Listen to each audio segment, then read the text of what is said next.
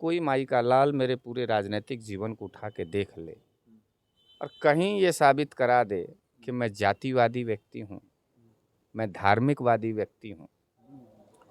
देखिए, मैं अकेला नहीं हूँ, मेरे पास परिवार है, मेरे बच्चे हैं, सबके बच्चे हैं, सबके परिवार हैं, सब चुप हैं। मेरे बच्चे हैं, मेरे परिवार हैं, मैं चिल्ला रहा हूँ कि जब जब मेरे लड़ाई में कोई भी रोड़ा बना, तब तब मैंने अपने लड़ाई को अनवरत चलने के लिए मैंने अपने सभी अवसरों को लात मारते हुए मैं यहाँ तक आया हूँ।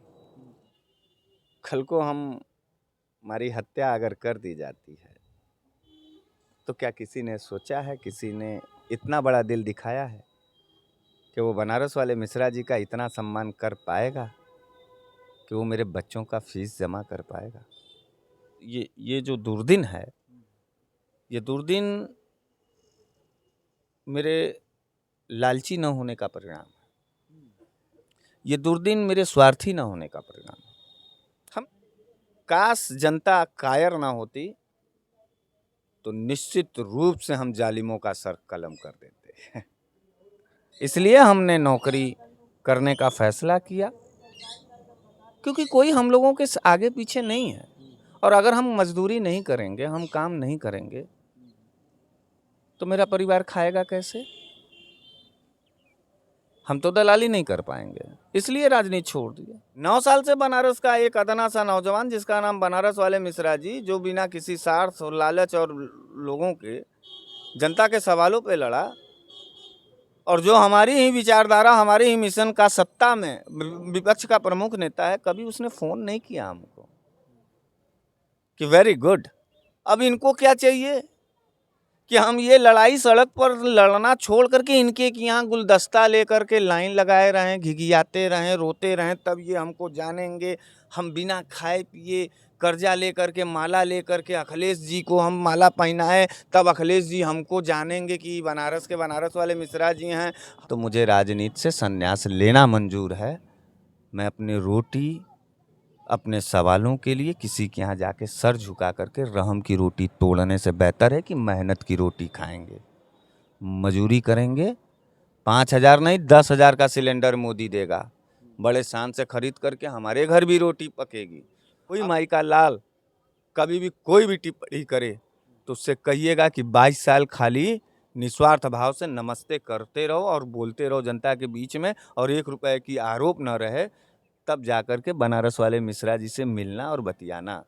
लोगों की पैंट उतर जाएगी बनारस वाले मिश्रा जी बनने में। तो विपक्ष के नेताओं ने भी मेरा साथ नहीं दिया, जनता ने भी मेरा साथ नहीं दिया, और ये क्रूर जल्लादी भाजपाई मुझे मारने की फिराक में है।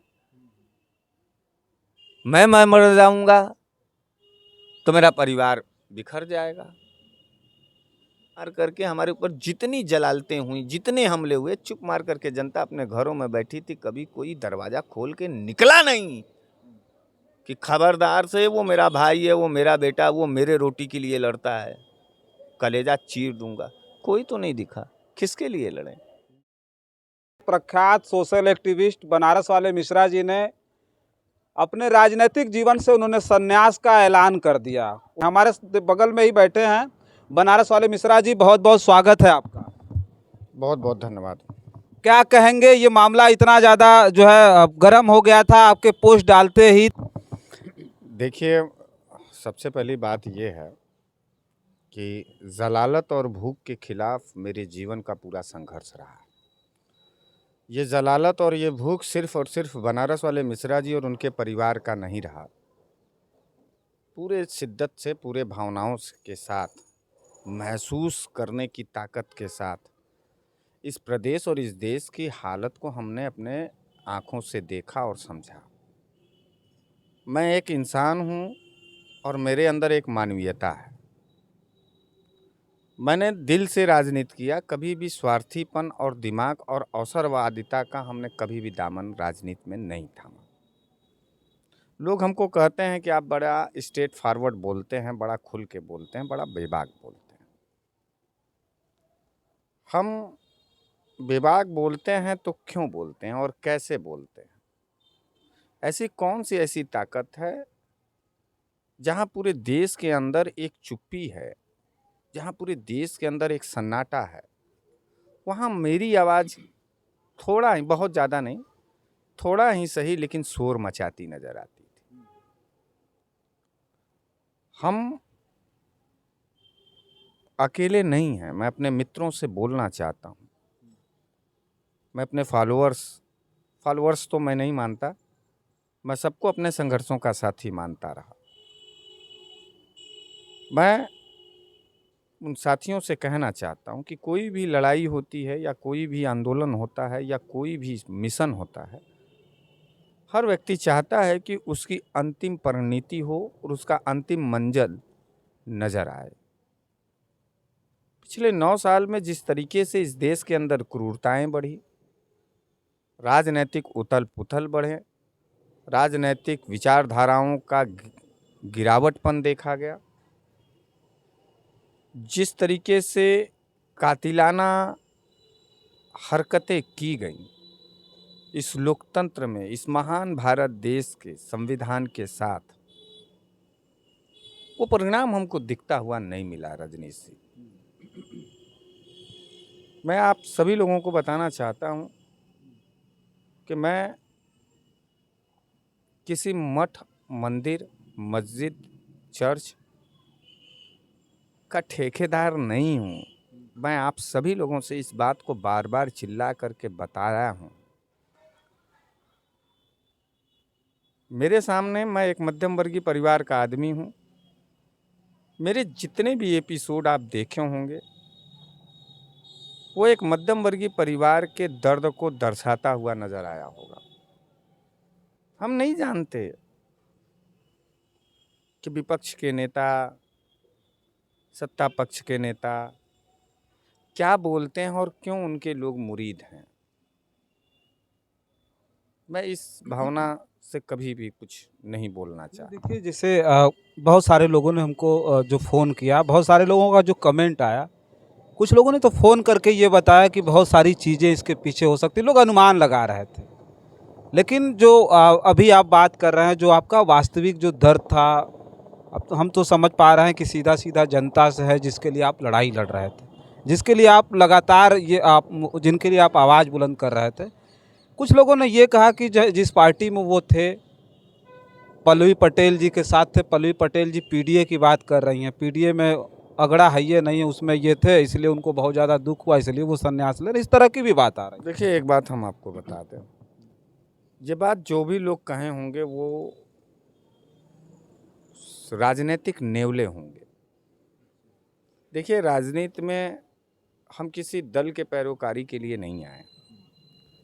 आज तक का जो राजनीतिक जीवन रहा वो किसी व्यक्तिगत नेता के लिए समर्पित नहीं रहा।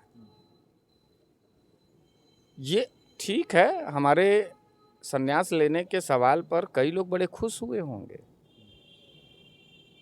शायद वो अबोध हैं, वो मासूम हैं। वो किसी एक राजनीतिक दल या नेता के लिए उनको अटूट विश्वास होगा। मैं किसी के विश्वास पे चोट नहीं पहुंचाना चाहता हूँ। वो खुश हुए होंगे कि हाँ चलो बढ़िया हुआ, नहीं बोलेगा, अब मज़ा आएगा, अब इसको चिढ़ाएंगे। तो देखो भैया, जिसका जो परिवेश होता है, जिसका जो संस्कार होता है, वो अपने संस्कार से बाज नहीं आएगा। और मैं इस सवाल का जवाब ये देना चाहता हूँ कि कोई माई का लाल मेरे पूरे राजनीतिक जीवन को उठा के देख ले और कहीं ये साबित करा दे कि मैं जातिवादी व्यक्ति हूँ, मैं धार्मिकवादी व्यक्ति हूँ, तब तो मुझे पीडीए और ईडीए और सीडीए का बात हो। मैं खुद अपने आप में पीडीए हूँ। मैं खुद दलित, शोषित और वंचितों के लिए लड़ा। कभी मुझे किसी ब्राह्मण के लिए लड़ते हुए देखा है? किसी ने देखा हो तो हमको बता दे। क्योंकि मेरे नज़र में इंसान महत्वपूर्ण है। मेरे नज़र में किसी इंसान की जाति और धर्म महत्वपूर्ण नहीं। तो उन लोगों से मैं कहना चाहता हूं कि देखो, उम्र हो गई होगी और बहुत बुद्धिजीवी हो, बहुत समझदार हो, तो हाथ जोड़ के निवेदन करते हैं कि आत्मा से कम इस समाज के दर्द को महसूस करने की ताकत को रखो।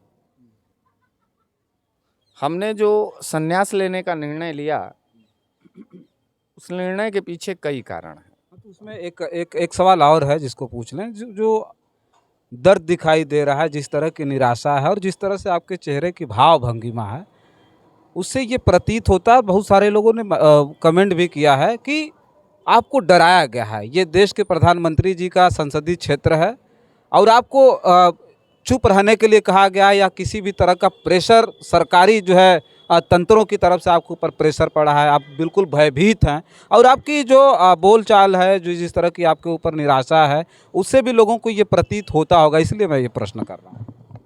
देखिए, इस देश के अंदर हमको नहीं लगता है कि जब तक मैं जिंदा रहूंगा, मुझे तो छोड़िए, मेरे किसी एक रोए को, मेरे बदन के किसी एक रोए को कोई भी सरकार हो मुझे डरा पाए। और ठीक है, उनका प्रयास जारी रहे, वो मुझे डरवा लें, वो हमको धमकाएं, वो हमको मारें। हरीश मिश्रा यानी बनारस वाले मिश्रा जी कभी किसी से डरता नहीं, और डर अगर होता, लालच अगर होता, उम्मीदें अगर होती, तो आज शायद बनारस वाले मिश्रा जी विपक्ष में न होते, हम भी सत्ता में जाते। देखिए, हम अपने घर से जब निकले थे तो मुकम्मल लड़ाई के लिए निकले थे, मुकम्मल बदलाव के लिए निकले थे। हम किसी एक दल को सरकार में ले जाने के लिए हमारा मिशन नहीं था। किसी एक ही नेता को बार बार प्राइम मिनिस्टर बनाने के लिए, बार बार मुख्यमंत्री बनाने के लिए मैं इस धरती पे जन्म नहीं लिया हूँ। मैं एक गरीब परिवार में गीले आटे को रोटी कैसे बनाई जाती है, कितनी दिक्कतें, उस चीज़ को मैंने देखा है। गैस सिलेंडर लेने के लिए भी लोगों को पड़ोसियों से कर्ज लेना पड़ता है, उस फीलिंग को हमने समझा है। बच्चों को फीस जमा करने के लिए माँ बाप को अपनी उम्मीदों को बेचना पड़ता है, तब उसका बच्चा पढ़ता है। ये सवाल है, सामाजिक सवाल है। मैं इस सवाल को महसूस करके आया था सड़क पर। इसीलिए शायद आपने देखा होगा कि जब जब मेरे लड़ाई में कोई भी रोड़ा बना, तब तब मैंने अपने लड़ाई को अनवरत चलने के लिए मैंने अपने सभी अवसरों को लात मारते हुए मैं यहाँ तक आया हूँ। मैं तो कहना चाहता हूँ भाजपाइयों से भी, कांग्रेसियों से भी, तमाम राजनीतिक दलों से भी मैं कहना चाहता हूँ कि कोई एक व्यक्ति ऐसा कोई भी हो उत्तर प्रदेश में, मेरे सामने आके बैठ जाए और 22 साल के कैरियर में 22 साल तक उसका कैरियर, उसका कैरेक्टर पूरा नीट एंड क्लीन हो, कोई एक दलाली ना हो, कोई एक ठेकेदारी ना हो, कोई एक कब्जेदारी ना हो, कहीं एक बलात्कार ना हो, कहीं कोई ज़मीन का कोई इंडस्ट्री ना हो, कोई व्यापार ना हो, और खड़ा होके मेरे की तरह जो एक लंबी और गहरी लकीर खींच दे, मैं जान जाऊंगा लोग गुरु भाग जाएंगे। ये कहना आसान होता है। और रही बात ED, CBI, Bharatiya Janata party, तो मैं बाप हूं भाजपाइयों का। ज़रूरत क्या चीज़ होती है शासन और सत्ता से टकराने की, उस चीज़ का ब्रांड हूं मैं, बनारस वाले मिश्रा जी। लेकिन फिर मैं आपसे यही कहना चाहता हूं कि हर लड़ाई जनता के पक्ष की थी, जनता के सवाल का था। और हम आपसे पूछना चाहते हैं कि क्या जनता हम जैसे लोगों का साथ देती है? क्या जनता हम लोगों के भावनाओं को समझने की कोशिश करती है? हम किसके लिए लड़ रहे हैं? देखिए, हर व्यक्ति को कभी जनता आपको समझ रही तभी ना आपके समर्थक आपको बार बार बोल रहे हैं कि नहीं, आप संन्यास मत लीजिए। नहीं, उनके लिए वो भोले हैं, मासूम हैं। उनको नहीं मालूम है कि जब राजनीतिक चुनौती स्वीकार करना होता है तो कितनी दिक्कतें आती हैं। देखिए, हम मध्यम वर्गीय परिवार के लोग हैं। और ये मेरी ही समस्या नहीं है, भाजपा में भी काम करने वाले मध्यम वर्गीय परिवार के नेताओं की बात मैं कर रहा हूँ, कांग्रेस में भी काम करने वाले मध्यम वर्गीय परिवार के बच्चों की बात कर रहा हूँ, नौजवानों की बात कर रहा हूँ, उनकी हालात को मैं आपके सामने रख मैं हमेशा से किसी न किसी एक सामाजिक इशू को जनता के सामने रख करके उनके प्रति, उनके वफादारी के प्रति, उनके भावनाओं को अवगत कराने का काम करता हूँ। तो आज ये बहुत महत्वपूर्ण है कि क्या आज का जो दौर है, उस दौर में क्या कोई मध्यम वर्गीय परिवार का लड़का ईमानदारी से अगर राजनीति के क्षेत्र में जा कर के काम करना चाहे, तो क्या भारत और उत्तर प्रदेश का ऐसा माहौल है कि उस नौजवान के पीछे जनता के लोग खड़े होते हैं? कोई एक रिजल्ट हो तो हमको बता दीजिए। कोई एक ये सब लोग चाहते हैं कि हम अडानी अंबानी की तरह अमीर हों। हर व्यक्ति ये अपने अपने परिवार के लिए चाहता है, लेकिन भगत सिंह वो अपने पड़ोसी के घर में पैदा करना चाहता है। ये बात आप समझने की कोशिश करिए। जो लोग मुझे कहे कि आप वापस आइए, उन लोगों से मैं पूछना चाहता हूँ कि दिल पे हाथ रख करके बता दें, वो मेरे साथी, मेरे भाई, क्या कभी वो बनारस हमारे लिए आए हैं? क्या कभी किसी ने भी, जितने लोगों ने कमेंट किया, कभी किसी ने भी मेरे कंधे पर भावनात्मक रूप से हाथ रख करके ढाढ़स बंधाया मुझे कि मिश्रा जी, जो चीज़ की दिक्कत होगी, डरना मत, झुकना मत। हम झुके, डरे भी नहीं। देखिए, मैं अकेला नहीं हूँ, मेरे पास परिवार है, मेरे बच्चे हैं, सबके बच्चे हैं, सबके परिवार हैं, सब चुप हैं। मेरे बच्चे हैं, मेरे परिवार हैं, मैं चिल्ला रहा हूँ। किसके खिलाफ चिल्ला रहा हूँ? इस हिंदुस्तान के अभी तक सबसे क्रूर, शातिर, स्वार्थी, आपराधिक मानसिकता वाले भारतीय जनता पार्टी के खिलाफ लड़ा। मेरे मन में इस्तीफा और संन्यास लेने की बात क्यों आई, ये सबसे महत्वपूर्ण बात है। मैं आज के 4-5 दिन पहले आजाद चंद्रशेखर जी के जीवनी को पढ़ रहा था। चंद्रशेखर जी आज़ादी के समय में पूरे क्रांतिकारियों के बॉस हुआ करते थे। वो आदमी फिरंगियों के सामने कभी न झुका, न कभी डरा, लड़ा, जितनी ताकत थी लड़ा, लड़ते रह गया। अंत में उस व्यक्ति ने फिरंगियों के हाथ गिरफ्तार न होने के लिए अपने सर पर गोली मार ली। सोचिए, वो चंद्रशेखर जी का जो जज्बा था इस देश के लिए, जो समर्पण था, जो जोश था,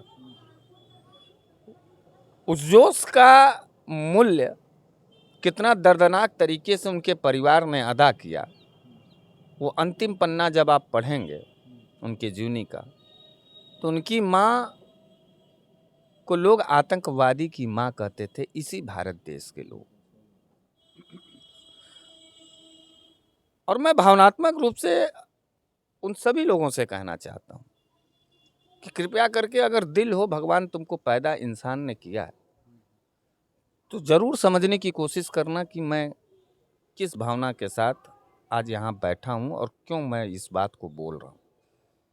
उनकी माँ लकड़ियाँ बीनती थीं, लकड़ियाँ बीनने पर मजबूर हो गई। उस महान क्रांतिकारी पंडित चंद्रशेखर आज़ाद की माँ की मैं बात कर रहा हूँ, जिसने इस देश की आज़ादी के लिए अपने खून का एक एक कतरा दिया। इस देश की जनता ने उनको कितना सम्मान दिया, क्या रिजल्ट मिला? देश आज़ाद तो हुआ, लक्ष्य आज़ादी था, देश आज़ाद हुआ, लेकिन माँ, उस माँ का क्या दोष था जिसने पंडित चंद्रशेखर आज़ाद को पैदा किया? उसको क्यों तकलीफें मिली? उसको क्यों आतंकवादी की माँ कहा गया? उसी तरीके से बनारस वाले मिश्रा जी, आज बनारस वाले मिश्रा जी इस प्रदेश के अबोध बच्चों के उज्जवल भविष्य के लिए, शिक्षा के लिए लड़ते हैं, सरकार से लड़ते हैं। कल को हमारी हत्या अगर कर दी जाती है तो क्या किसी ने सोचा है, किसी ने इतना बड़ा दिल दिखाया है कि वो बनारस वाले मिश्रा जी का इतना सम्मान कर पाएगा कि वो मेरे बच्चों का फीस जमा कर पाएगा?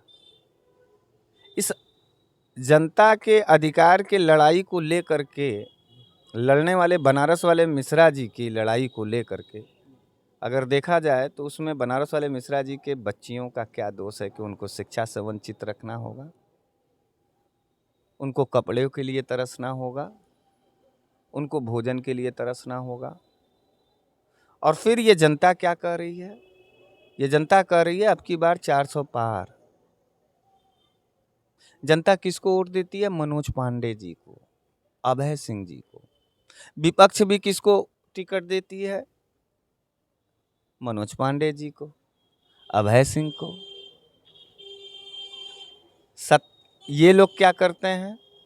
ये लोग भी अपने मलाई खाने के लिए भाजपा में जाकर के क्रॉस वोटिंग करते हैं। कहीं कोई नियत है? कहीं कोई नीति है? इस देश के अंदर राजनीतिक सिद्धांत कहीं कुछ बचा है? हमको बता दे, कोई भी बता दे, कोई भी अपना तर्क दिखा दे। हाँ, मैं इस बात से सहमत हूं कि भाजपा तो क्रूर थी ही। भाजपा का तो कोई भी सरकारें हों, वो तो खून पीने के लिए बैठेगी, उसका वो धंधा है, उसका वो बिजनेस है। लेकिन ये जनता जिसके कतड़ियों से खून चूसा जा रहा है, ये उनको वोट इसलिए दे रही है। ये क्यों नहीं सवाल पूछती? अच्छा, इनके सवाल पर लड़ने वाले लोगों का हश्र क्या हो रहा है? ये सिर्फ बनारस वाले मिश्रा जी की बात नहीं है, ये तमाम उन नौजवानों की बात है जो इस उम्मीद को, इस संविधान को पढ़ने के बाद वो कहते हैं कि नहीं, हम क्रांति लाएंगे। और जब वो क्रांति के आग में जाकर के झुलसता है, तब यही जनता जिसके लिए वो लड़ जाता है, वो कफन तक नहीं देने आता है। ये व्यक्तिगत है, व्यवहारिक बात है।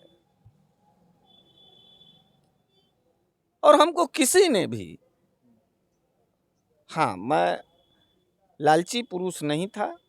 शायद मेरा ये जो दुर्दिन है, ये दुर्दिन मेरे लालची न होने का परिणाम है। ये दुर्दिन मेरे स्वार्थी न होने का परिणाम है। हमने देखा, आप भी नजर उठा के देख लीजिए, जो लोग इस इंटरव्यू को देख रहे हैं, किसी भी दल का बड़ा नेता जो कहता है हम बड़ा सामाजिक परिवर्तन लाएंगे, हम आपके लिए जीते, आपके बेटा, आपके लोग, जो हम लोगों का बनता है, कृपया करके उसके बैकग्राउंड को थोड़ा झांकिए। हमको ये नहीं समझ में आया कि जनता के सवाल पर लड़ने वाला व्यक्ति 5 स्कॉर्पियो का काफिला कैसे खड़ा कर पाता है। गरीब जनता का नेता तो गरीब रहेगा, उस गरीबी को जो झेलेगा, उस गरीबी को जो समझेगा, वही जाकर के वो लड़ेगा, वही उसका सवाल होगा। लेकिन ये 5 तो 4 व्हीलर में चलने वाले 18 तो राइफल रख करके उसकी सुरक्षा, वो नेता और खुद उस सुरक्षा के बीच में, और वो आएगा झोपड़पट्टी वाले के दाल रोटी का गारंटी ले रहा है। जनता तो उन्हीं लोगों को पसंद कर रही है। सर, इसीलिए तो संन्यास लिखा गया है, बस यही कारण था। नहीं तो अभी अब क्या कर रहे हैं? अभी फैसला बदल रहे हैं। बहुत सारा दबाव पता चल रहा है कि बहुत सारा दबाव आया आपके ऊपर, आपके समर्थकों का दबाव आया कि नहीं, आप आइए फिर से लौट करके। और दूसरी बात, आपके साथ खड़े हैं वो लोग बोल रहे हैं। ठीक है, उनका मैं धन्यवाद करता हूँ। मैं बार बार आपसे कह रहा हूँ कि मैं भावनात्मक आदमी हूँ। मैंने राजनीतिक मुद्दे को आज तक दिल से लड़ा हूँ, दिमाग का कभी प्रयोग नहीं किया हूँ। और ये कोई इस तरीके का फैसला कोई भावनात्मक आदमी ही ले सकता है, इसका 100% गारंटी है। दिमाग से राजनीति करने वाले लोगों को हमने हमेशा मुस्कुराते देखा है, शातिर आदमियों को हमने हमेशा चुप होते हुए देखा है, लालची आदमियों को हमने हमेशा लोगों का जय जयकार करते हुए देखा है। कोई भावनात्मक आदमी को, स्ट्रेट फॉरवर्ड आदमी को स्पष्ट बोलने वाले आदमी को आपने कभी भी इस तरीके से नहीं देखा होगा, जो स्वयं को भी कष्ट देता हो, परिवार को भी कष्ट देता हो और उसके लिए लड़ता हो, जिसने कभी भी उसका हाथ न थामा हो, उसकी जलालत की हो। आपका एपिसोड था, आप ही कह रहे थे कि हमको 1700 वोट मिला एक चुनाव में 5000 वोट मिला।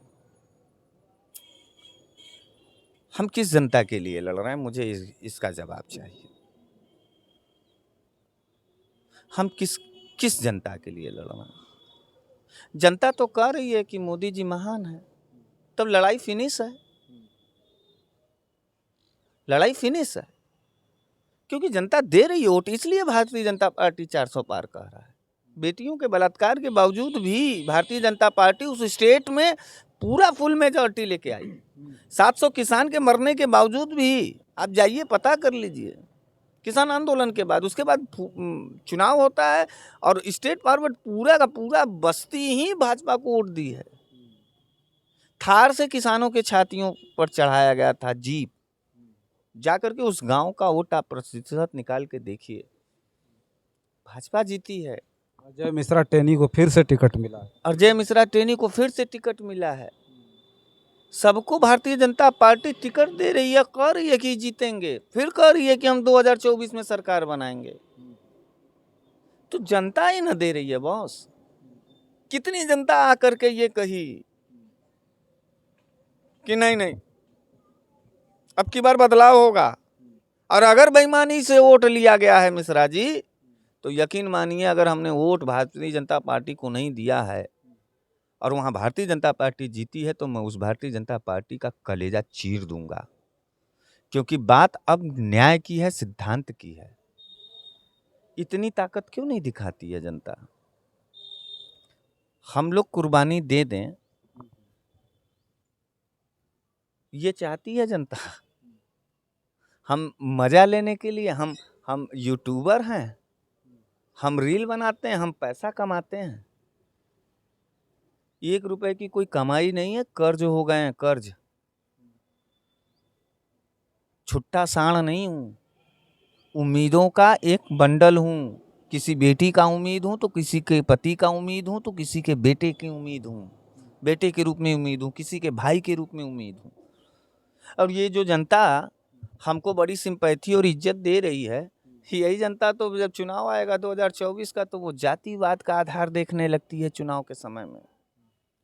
वो भाजपा, सपा और कांग्रेस और इसके ठेकेदार बन जाती है।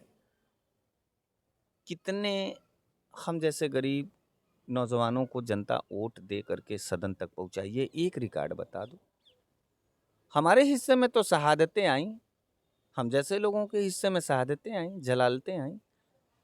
इस देश के अंदर, इस प्रदेश में, इसी सरकार में तमाम स्वतंत्र पत्रकारों को जेल में डाल दिया गया। वो क्या करते थे? वो पत्रकार, तमाम पत्रकारों की हत्या कर दी गई। वो पत्रकार क्या करता था? वो इन्हीं गरीब गुरबे मध्यम वर्गीय परिवार के हिस्सेदारी की बात करता था, महंगाई बेरोजगारी की बात करता था, आबरू इज्जत की बात करता था, रोटी और खेती की बात करता था। कितनी जनता ने जमानत ली है? हम सरकार को गरियाएं तो जनता खुश, और हम जनता की कमी, जनता की अंतरात्मा पे थूक दें तो जनता रुष्ट। और एक लाइन में पूरी बात कहना चाहता हूं, काश जनता कायर ना होती तो निश्चित रूप से हम जालिमों का सर कलम कर देते।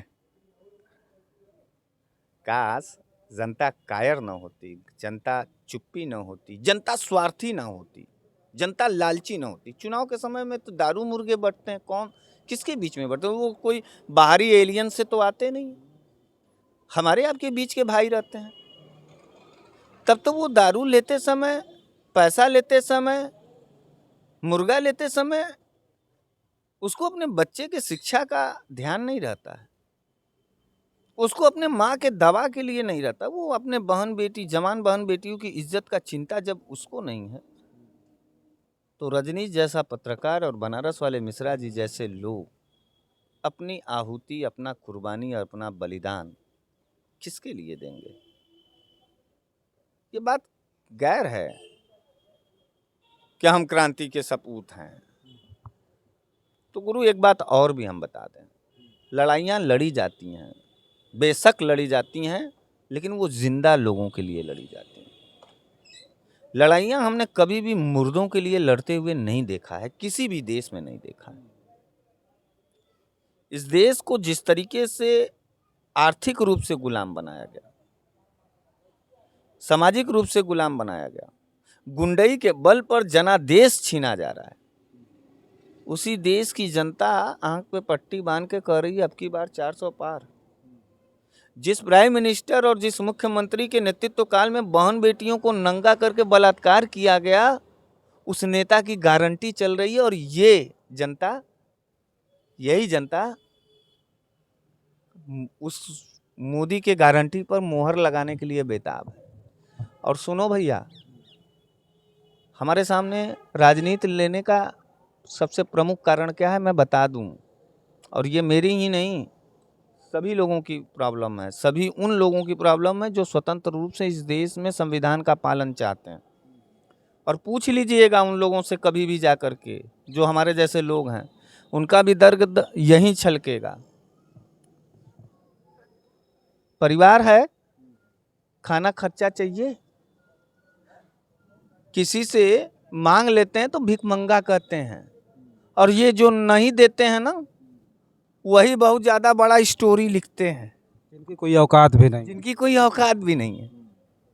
जो कभी किसी को भूखे आदमी को एक रोटी देने की औकात जिसकी नहीं है, वो विश्लेषण करता है।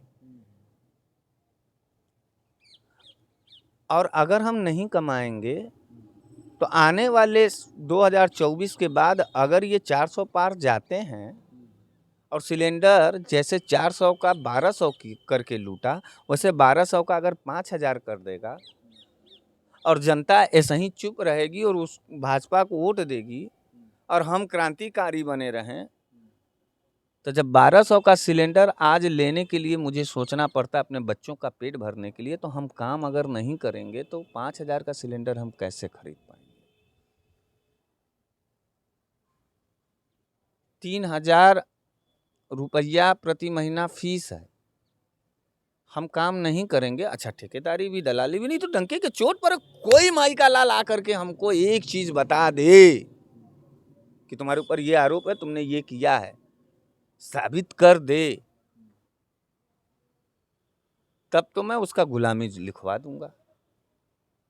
इस कैरेक्टर का भी कोई नहीं है, हमारे बराबर के तुम संघर्ष भी नहीं कर सकते, हमसे तुम जलते भी हो, हम ही को भिखमंगा भी कह दे रहे हो, हम ही को वोट भी नहीं दे रहे हो, और हम ही को क्रांतिकारी भी बनाना चाहते हो।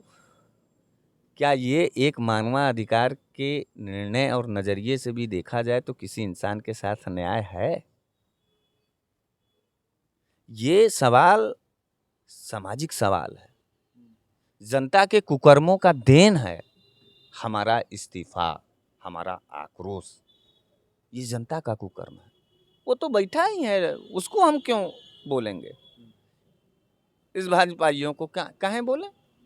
क्योंकि उसकी क्रूरता के बावजूद भी तुम उसका जिंदाबाद लगा रहे हो, तुम उसका मुर्गा खा रहे हो। और यह देश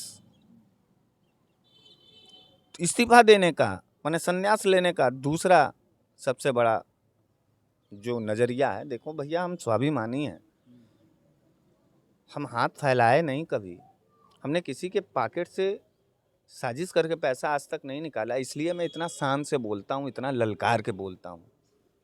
चोर क्या कोई बोलेगा जी? कभी किसी चोरों को ललकारते हुए देखा है तुमने? कभी किसी फ्रॉड को, किसी जेब कतरे को देखा है? कभी किसी कोई बलात्कारी इस तरीके से बोलेगा? बोल सकता है कोई? तो यह बात तय करता है कि ये सारे चीज हमारे अंदर अवगुण नहीं है, इसलिए मैं ललकार के बोलता हूँ। और मैं किसी से नहीं डरता, कोई ईडी सीबीआई नहीं है, और कोई भाजपाई ऐसा माई का लाल नहीं है जो मेरे जुबान को बंद कर देगा या डरा देगा, धमका देगा। हमारी हताशा, हमारी निराशा सिर्फ और सिर्फ हमारे अपने लोगों से है, जिन्होंने कभी हाथ थाम करके मेरा गार्जियन बनने का कोशिश नहीं किया, ये जनता मुझे जबरदस्ती स्वार्थी बनाना चाहती है। ये जनता मुझे लालची बना करके, बलात्कारी बना करके, बड़का बड़का गाड़ी से चलने वाला, बड़का बड़का दल, सपा वाला झंडा लगाने वाला, कांग्रेस वाला झंडा लगाने वाला नेता, आखिर जितने नेता हैं, बुरा न मानिएगा, बुरा आप लोग मत मानिएगा, जिनको आप लोगों ने वोट दिया है वो किस कैरेक्टर के हैं, सारे नेताओं को हम भी जान रहे हैं। उनका हिस्ट्री जिस दिन खनाने खोदाने लगेगा ना, चाहे भाजपाई हो, चाहे सपाई हो, चाहे कांग्रेस, जिसको भी लोकसभा, विधानसभा, मिनिस्ट्री, एमएलसी, चाहे सपा और भाजपा, सपा और कांग्रेस बना रही है, उनका इतिहास पता कर ले, उसी को ना वोट देने के लिए जा रहे हैं। तो हमारे और आप जैसे लोगों का मूल्य कहाँ है? क्या आपको ये नहीं लगता कि हमको आपको अपना आत्म आकलन करना चाहिए? हमको भी अपने निर्णय पे जाना चाहिए? क्यों नहीं करेगा कोई आदमी? इसलिए हमने नौकरी करने का फैसला किया, क्योंकि कोई हम लोगों के आगे पीछे नहीं है। और अगर हम मजदूरी नहीं करेंगे, हम काम नहीं करेंगे, तो मेरा परिवार खाएगा कैसे? हम तो दलाली नहीं कर पाएंगे, इसलिए राजनीति छोड़ दिया। हम ठेकेदारी नहीं कर पा रहे हैं, इसलिए राजनीति छोड़ दिया। हम मजदूरी करेंगे जब, तो उस दौर में हम राजनीति कैसे करेंगे? और राजनीति करने वाला आदमी काम कैसे करेगा? इसका जवाब पूछ लीजिए। और काम करने वाला आदमी राजनीति कैसे करेगा? इसका भी जवाब पूछ लीजिए। मैं बेहद ईमानदार टाइप का आदमी हूं, इसलिए ये फैसला लेता हूं और जनता के सामने दिखाता हूं। और ये विपक्ष वाले लोग, एक शिकायत विपक्ष के लिए भी है।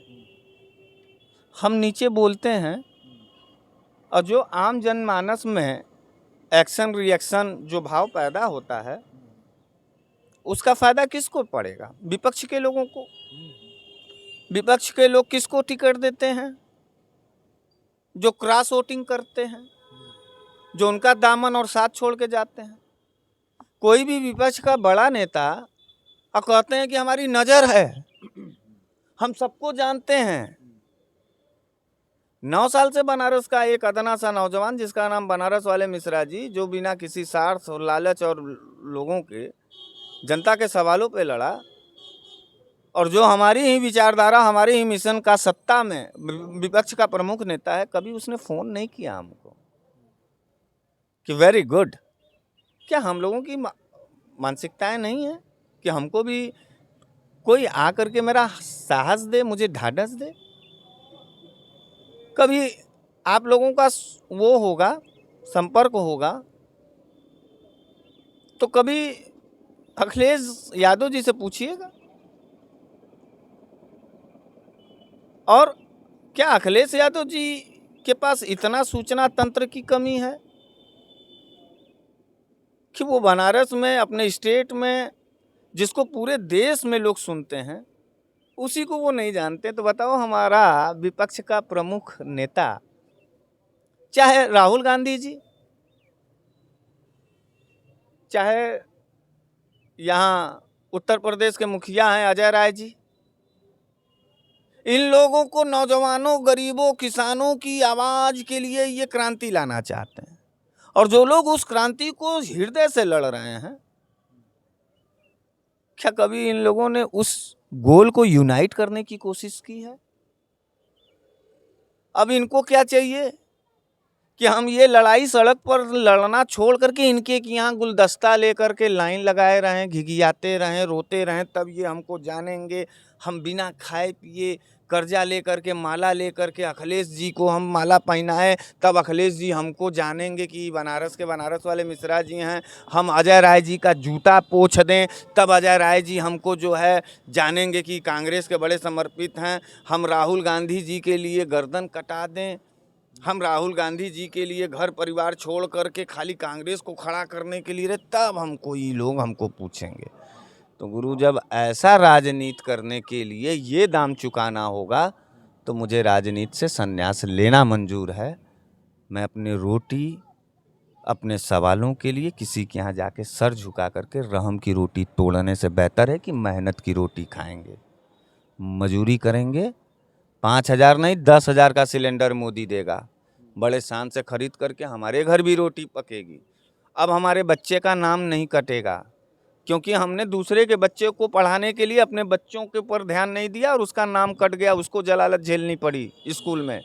अब हम मेहनत मजूरी करके दिन रात मेहनत करेंगे अपने बच्चे को पढ़ाने के लिए, हम भी उसको स्वाभिमान देना चाहेंगे। और जो बाप अपने बच्चों को स्वाभिमान और अनाज और रोटी और कपड़ा नहीं दे सका, वह बाप इस देश और इस जनता के लिए कभी वफादार नेता नहीं हो सकता। मैं पूरी तरीके से, ये मेरी पूरी बातें भावनात्मक हैं, तार्किक हैं, और कोई माई का लाल कभी भी कोई भी टिप्पणी करे तो उससे कहिएगा कि 22 साल खाली निस्वार्थ भाव से नमस्ते करते रहो और बोलते रहो जनता के बीच में, और 1 रुपए की आरोप न रहे, तब जाकर के बनारस वाले मिश्रा जी से मिलना और बतियाना। लोगों की पैंट उतर जाएगी बनारस वाले मिश्रा जी बनने में। इसलिए मैंने ये देखा कि न विपक्ष के बड़े नेताओं को हम लोगों के ज़रूरत है, हम लोग दुश्मनी लें इन गुंडों से, ये हमको जेल भिजवाते हैं, सातिराना तरीके से माँ बहन की गाली देते हैं। अपराध क्या है? अपराध क्या है? अपराध यही है ना हमारा कि हम महंगाई ज़्यादा है बोल देते हैं, कहीं बहन बेटियों का बलात्कार होता है तो हम क्रोधित हो जाते हैं, कहीं जातिवाद का हिंसा होता है तो हम लाइन तोड़ करके जाते हैं, दूसरे पक्ष को अपने गले लगाते हैं। ये सब जनता को नहीं दिखाई दिया। बड़े बड़े लोगों को, जो आपको फ़ोन किया वो कभी ये नहीं सोचा होगा, तो सोचो उसकी मानसिक बुद्धि कितनी होगी, और वो किस टाइप का नेता अगर मिनिस्टर बन जाएगा तो वो किस टाइप से जनता का साथ और सम्मान देगा। यह बेसिक पहलू है। और सब कुछ इस देश के लिए ना भाजपा, सपा, कांग्रेस और बसपा और अन्य राजनीतिक दल नहीं होती। कुछ चीज़ें अपने लिए भी होती हैं, अपने आत्मा के लिए होती हैं, अपने स्वाभिमान, अपने नज़रिए के लिए भी रखनी चाहिए। तो विपक्ष के नेताओं ने भी मेरा साथ नहीं दिया, जनता ने भी मेरा साथ नहीं दिया, और ये क्रूर जल्लादी भाजपाई मुझे मारने की फिराक में है। मैं मर जाऊंगा तो मेरा परिवार बिखर जाएगा, और जब मेरा परिवार बिखर जाएगा तो इस जनता को बड़ी मजा आएगा। यही ये जनता चाहती है। नहीं तो जितने लोगों ने कमेंट किया और जितने लोग कर रहे हैं वापस आए, वो आ करके हमसे मिले तो हम भी तो देखें। हम तो यहाँ अकेले बोलते हैं, हमको लगता है कि यार हम अकेले में बोल रहे हैं। इसी हताशा और निराशा में मैंने उस बात को लिखा है, और मुझे ये लगता है कि ये मेरा सही निर्णय है। लोग कह रहे हैं उस पर पुनर्विचार करना चाहिए, तो पुनर्विचार कर रहे हैं। लोग ही कह दें कि भारतीय जनता पार्टी 40 के पार नहीं जाएगी, हम आ जाएंगे। जनता भी तो अपना आक्रोश दिखावे, जनता भी तो लगे। विपक्ष के नेताओं को कोई ज़रूरत नहीं हमारे जैसे नेताओं की, हमारे जैसे तमाम नेताओं की। तमाम फ्रीलांसर लोग हैं, तमाम पत्रकार लोग हैं, न पत्रकारों की पूछ है। अच्छा, जो बगावत किया वो रोटी के लाले पड़ गए उसको। तुम देखो रवीश कुमार को, तुम देखो साक्षी को, तुम देखो प्रसून वाजपेयी को, तुम देखो शंभू को, कोई इज्जत मिलता है क्या? तुम देखो जो जनता के सवाल पे लड़ता है, उसका जीवन कभी देखो कितना दर्दनाक है। और ये जनता देती कितना है? 1700 वोट। कभी जनता ने हमारा हाथ थाम करके कहा कि ना ना ना ना। तब जनता, हम लोग जब आते हैं ना सवालों के आधार पर लड़ने के लिए, तब जनता हम लोगों से पूछती है सिंबल आपका कौन सा है। जब जनता का डिमांड सिंबल है तो हम पहले काम धंधा करके सिंबल टाइप के बन जाए। हम भी आएंगे यार, करोड़ों रुपया अखिलेश जी को देंगे, हमको भी अखिलेश जी टिकट देंगे। हमको टिकट अखिलेश जी का इसलिए नहीं मिला क्योंकि हमारे पास पैसा नहीं थी। हाँ, एक बात हम कहेंगे, जिसने हमको पहचाना जाना, उत्तर प्रदेश में एक सदन की लीडर डॉक्टर पल्लवी पटेल, मैं उनकी बहुत इज्जत करता हूँ और मैं उनको सम्मान देता हूँ, क्योंकि वो महिला आ करके हमको वो महिला आकर के हमारा हाथ थामी और हमको कही कि तुम लड़ो। मैं डॉक्टर पल्लवी पटेल जी का सम्मान करता हूँ, उसने पहचाना। और मैं अपना दल कमेरावादी के साथियों के लिए मैं लड़ूंगा, और मैं कमेरावादी हूं भी, क्योंकि जो कमेरावादी वही होता है जो जीता है, जो रोज कमाता है, जो रोज खाता है। सवाल हमारे आपके हैं, अडानी अंबानी के नहीं है सवाल। नरेंद्र मोदी अब गरीब नहीं रह गए, नरेंद्र मोदी कारपोरेटरों के बॉस हो चुके हैं, वो क्या जानेंगे गरीब। अखिलेश जी, मायावती जी, राहुल जी मार यात्रा लेके दौड़ रहे हैं, और हम जैसे नौजवानों का कहीं कोई मूल्य नहीं। बस गुमनामी में आएंगे, गुमनामी में लड़ेंगे, गुमनामी में मर जाएंगे। क्यों आए पता नहीं, क्यों चले गए पता नहीं, क्या खाया पता नहीं, क्या गया पता नहीं।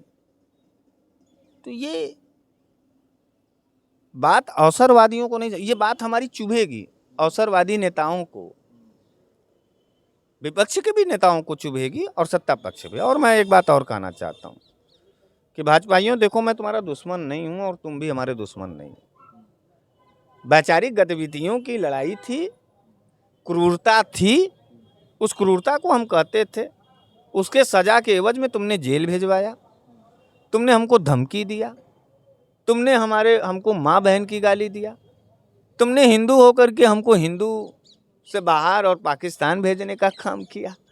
और ये जनता चुप मार करके, हमारे ऊपर जितनी जलालतें हुई, जितने हमले हुए, चुप मार करके जनता अपने घरों में बैठी थी। कभी कोई दरवाजा खोल के निकला नहीं कि खबरदार से, वो मेरा भाई है, वो मेरा बेटा, वो मेरे रोटी के लिए लड़ता है, कलेजा चीर दूंगा। कोई तो नहीं दिखा। किसके लिए लड़ें? सब जगह सन्नाटा है, सब जगह सुनसान है। इसलिए मित्र जाने दो, बंद हो जाएंगी ऐसी कई आवाजें, बंद हो जाएंगी। और सिंबलों का लड़ाई है, वो सबको, जो जिसके पास करोड़ों अरबों रहेगा वही राजनीति कर पाएगा। हम गरीब गुरबों के हिस्से में राजनीति का दौर नहीं है, इसलिए मैंने इससे ये फैसला लिया कि अब संन्यास। चलिए ठीक है। देखिए, बहुत लंबी चर्चा हुई, काफ़ी जो है जिस तरह से आज जिस तरह की बातें हुई, बहुत भावुक कर देने वाली बातें थी और ये दिल से निकलने वाली बात थी। उस लंबी चर्चा में तमाम जो है बड़े बड़े नेताओं से लेकर के महान क्रांतिकारी चंद्रशेखर आज़ाद के बारे में भी इन्होंने बात की थी। किसी ने बड़ा अच्छा लिखा था, उसी बात के साथ मैं भी इस वीडियो को समाप्त करूंगा, इसलिए कि वीडियो बहुत बड़ी हो गई है। किसी ने बहुत अच्छा लिखा है कि नारियों के जेवर को, नर के कलेवर को, नेताजी सुभाष जैसे तेवर को क्या मिला। जिन्ना को मिला था पाक, नेहरू को हिंद, कोई तो बताए कि चंद्रशेखर को क्या मिला। बस इस वीडियो में इतना ही। तमाम और खबरें लेकर के आपके बीच में हाजिर होंगे। और आखिरी में बस इतना ही कहेंगे कि बनारस वाले मिश्रा जी, जो जिस तरह की चर्चा हमारी हुई, हालांकि इस पर हमने बार बार ये सवाल किया इनसे कि उस फैसले पर उनको पुनर्विचार करना चाहिए, और बहुत सारे लोगों ने कमेंट किया था, लेकिन जो इनकी भावनाएं हैं पूरी तरह से उन्होंने खोल के रखा।